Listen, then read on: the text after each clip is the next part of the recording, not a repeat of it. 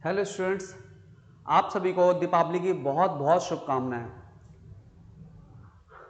आज हम एक छोटा सा टॉपिक लेंगे आरबीआई। इस टॉपिक के बारे में बस इतना ही बताना चाहता हूँ। इकोनॉमिक्स से रिलेटेड है और इसके अंदर हमें क्या क्या चीज़ें जो अखबार में न्यूज़पेपर में आए दिन आती रहती है तो आपको क्या समझ होनी चाहिए। जैसे आपको पता होना चाहिए कि आरबीआई क्या है। सबको पता है आरबीआई का full form reserve bank of India होता है। अब देखो यहाँ से क्वेश्चन क्या क्या बन सकते हैं भाई। इसका हेड ऑफिस कहाँ है? हेड ऑफिस आपका मुंबई में है। कहाँ पर है? मुंबई में। अभी कोई आपसे पूछ ले एट प्रेजेंट आरबीआई के गवर्नर कौन है? शक्तिकांता दास जी हैं, जो कि 25वें नंबर के हैं। कौन है? शक्तिकांता दास। इस चीज का आप ध्यान रखना। उसके बाद शक्तिकांत दास। अगर कभी आपसे पूछ ले एग्जाम में, इससे पहले कौन थे? इससे पहले 24 पे थे उर्जित पटेल।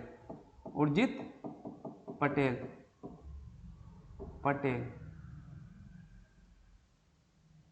उर्जित दास है, उर्जित पटेल। अब पॉइंट समझना, इससे पहले आपके थे रघुराम राजन जी। तो एक चीज ध्यान रखना, मैंने बोर्ड पे लिख भी रखा है कि अगर कभी पेपर में पूछ ले कि आरबीआई का पहला गवर्नर कौन है, तो फर्स्ट गवर्नर है ऑसबॉर्न स्मिथ, याद रखना। लेकिन अगर पूछा फर्स्ट इंडियन गवर्नर कौन थे, तो देशमुख, सीडी देशमुख। ठीक है, तो ये हो गया गवर्नर की चीज है। अब आपको एक चीज समझ में आनी चाहिए कि सर आए दिन अखबार में आप पढ़ते रहते हो बहुत सारे टर्मिनोलॉजी इकोनॉमिक्स से रिलेटेड कि आरबीआई रेट घटा रहा है, बढ़ा रहा है, बैंक रेट, ये सब चीजों के ऊपर मैं आज डिस्कस करूंगा क्लास के अंदर। जैसे आप सभी जानते हो कि आरबीआई जो हर क्वार्टर पे, क्वार्टर बोले तो 3 मंथ पे क्या करते हैं, अपनी मॉनेटरी पॉलिसी जारी करता है। मॉनेटरी पॉलिसी जारी करता है। अब पॉइंट एक चीज ध्यान रखना, पेपर में कई बार पूछता है कि मॉनेटरी पॉलिसी कौन जारी करता है, तो आरबीआई जारी करता है। अब मॉनेटरी पॉलिसी के अंदर क्या क्या चीजें होती है, जैसे एग्जांपल में बात करूं, इन्फ्लेशन को टारगेट करके आरबीआई समय समय पर रेट घटाता बढ़ाता रहता है। जैसे इसमें 3-4 चीजों के बारे में आपको समझ होनी चाहिए। सीआरआर, जिसका फुल फॉर्म है cash reserve ratio, SLR statutory liquidity ratio. Then इसके बाद आता है आपका बैंक रेट, फिर आता है रेपो रेट, फिर आता है reverse repo rate.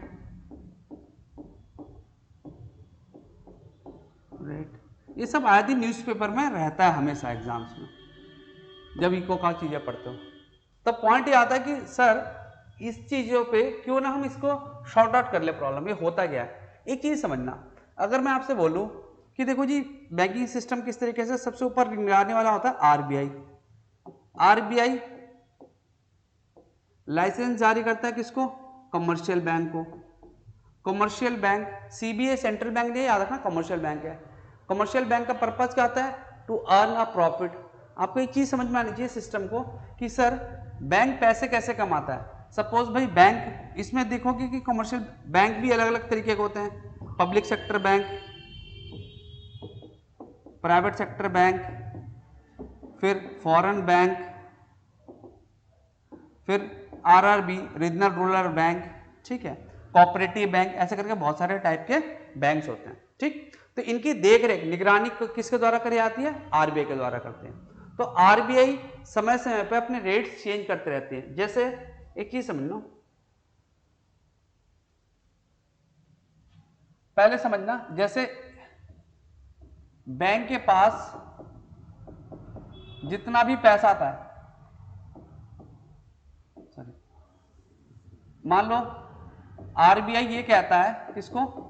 Commercial bank को कि भाई आपके पास, अच्छा बैंक के पास पैसा कहां से आता है? आम जनता पब्लिक डिपॉजिट कराती है।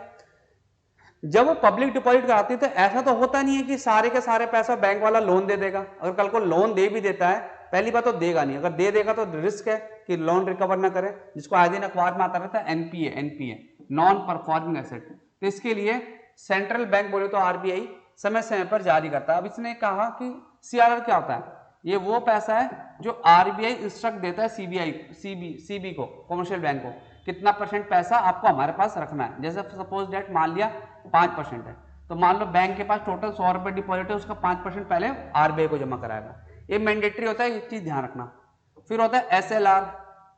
मान लिया एग्जाम्पल रफली ले लिया, एसएलआर 20% है, तो अपना पैसा, ये 20% पैसा अपने पास कॉमर्शियल बैंक रखता है, क्योंकि ये माना जाता है कि भाई, तो ये 2 मैंडेटरी काम है बैंक का सबसे पहले तो।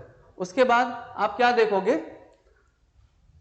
कि सर आपने अभी बताया था कि रेपो रेट और एक वर्ड लिखा था बैंक रेट। देखो दोनों का ऑलमोस्ट डेफिनेशन जब पढ़ोगे तो बिल्कुल सेम टू सेम है। कई लोगों को बड़ा कंफ्यूजन हो जाता है कि बैंक रेट क्या होता है, रेपो रेट क्या होता है। बस इतना याद रखना, repo rate short term loan होता है, शॉर्ट टर्म, और ये क्या होता है, लॉन्ग टर्म, लॉन्ग टर्म, ध्यान रखना। अब ऐसे समझाता हूं भाई, आरबीआई ने, इधर सेंट्रल बैंक है, सेंट्रल बैंक ने आरबीआई से पैसे मांगे, क्या मांगे, पैसे मांगे। तो ये जो पैसे भाई साहब इधर से ये देंगे, ये लोन देंगे, इसको लोन देंगे, तो जिस रेट पे देंगे, जिस रेट पे देंगे उस रेट को कहते हैं बैंक रेट। लेकिन याद रखना, अगर वो रेट जो है वो लोन जो लिया जा रहा है वो लॉन्ग टर्म के लिए लिया जा रहा है तो बैंक रेट कहलाएगा। अगर वो पैसा कमर्शियल बैंक आरबीआई से शॉर्ट टर्म के लिए लेती है तो जिस रेट पे वो लोन दे रही है उसको बोलते हैं, याद रखना, क्या, रेपो रेट। क्या बोलते हैं, रेपो रेट। इस चीज का एक ये भी चीज ध्यान रखना कि एक वर्ड है reverse repo rate, reverse repo rate. Repo rate और रिवर्स रेपो रेट में लगभग अप्रॉक्स 1% का डिफरेंस होता है। क्यों, कई बार होता क्या है कि जब कमर्शियल बैंक के पास बोले तो सरप्लस पैसा पड़ा हुआ है, तब वो क्या करती है, सरप्लस फंड को, इसका कितना पैसा पड़ा है, सरप्लस पड़ा हुआ, तो सरप्लस पैसे को कहां जमा करा देती है, आरबीआई को दे देती है। तो जिस रेट पे देती है उस रेट को बोलते हैं रिवर्स रेपो रेट। तो ये चीज ध्यान रखना, ये बहुत बार एग्जाम्स में पूछा आता है और बच्चे बहुत कंफ्यूज होते हैं। तो उम्मीद करता हूँ समझ में आ गया होगा, और न समझ में आया तो प्लीज कमेंट बॉक्स में कमेंट करके अपने डाउट में से पूछ सकते हो, ठीक है। तो उम्मीद करता हूँ ये सारी चीजें समझ में आ गई होगी।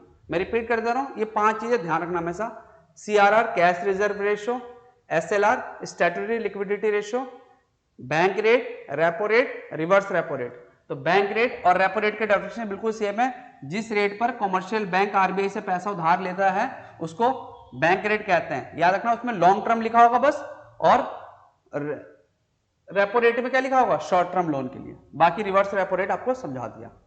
अच्छा, थोड़ा सा हम इस पे भी बात कर लेते हैं। आए दिन आप सुनते रहते हो, जैसे भाई फॉरेक्स रिजर्व के बारे में आप सुनते होंगे, फॉरेन रिजर्व। तो फॉरेक्स रिजर्व की जो देख रेख करता है ना, वो कौन करता है, आरबीआई करता है। क्या करता है, आरबीआई करता है, ठीक है। और यही एक मॉनेटरी पॉलिसी, हर तिमाही पे मॉनेटरी पॉलिसी एक कमेटी होती है, मॉनेटरी पॉलिसी कमेटी, ठीक है। कई दिन आए दिन अखबार में आता रहता है इसके बारे में कि मॉनेटरी पॉलिसी कमेटी के चेयरपर्सन कौन होते हैं, तो आरबीआई के प्रेजेंट जो गवर्नर होते हैं वही मॉनेटरी पॉलिसी के चेयरपर्सन होते हैं। तो उम्मीद करता हूँ ये सारी चीजें समझ में आई होगी। हमेशा मैंने पढ़ाने के दौरान एक ही चीज कहा है कि जितनी भी चीजें हैं, जो भी आपके न्यूज़पेपर में अपकमिंग आ रही है, आते रहता है, इकोनॉमिक सेक्शन आप देखते हो कि सर करंट अफेयर भी आजकल बहुत इंपॉर्टेंट रोल अदा करता है, तो करंट अफेयर भी अपने सब्जेक्टों से जोड़ा करो। फॉर एग्जांपल कोई आरबीआई के ऊपर टॉपिक आ रहा है तो आरबीआई के बारे में जाओ और सब कुछ पढ़ो उसके बारे में कि आरबीआई क्या काम करती है। जैसे इंडिया की बात कर लिया, ये सेंट्रल बैंक, ऐसे हर अपने देश का एक सेंट्रल बैंक होता है, ठीक है। इस चीज का ध्यान रखना। तो उम्मीद करता हूँ ये छोटा सा लेक्चर आपको अच्छे से समझ में आया होगा। Thank you for watching this video, have a nice day.